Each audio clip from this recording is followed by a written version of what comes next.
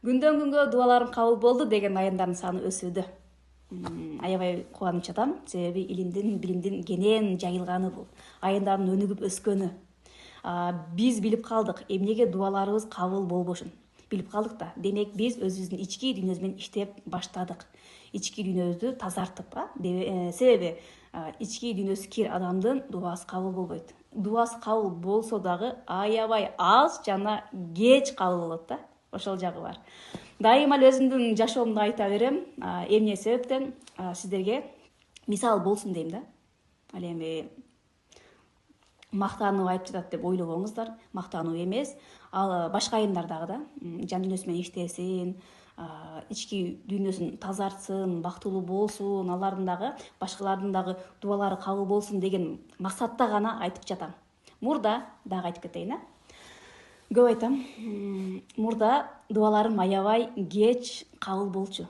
Бир максатты койсом аябай кыйынчылык менен жетчүмүн да.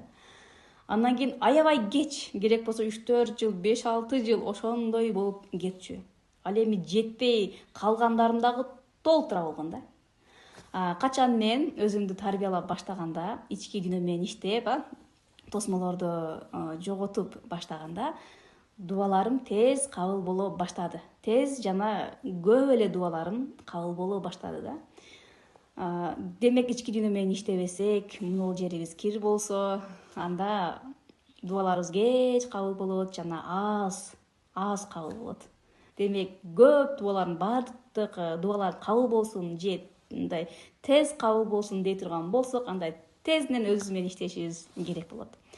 Демек өзүбүздү тарбиялаганда көйгөйлөр азаят экен, анан кийин келсе дагы жеңил жол менен кайра жоголот, кетет деген сөз да. Ошол бардык айымдарды жан дүйнө сабагына чакырамын. Эгер окуйм деген айымдар болсо, комментарийга жазыңыздар.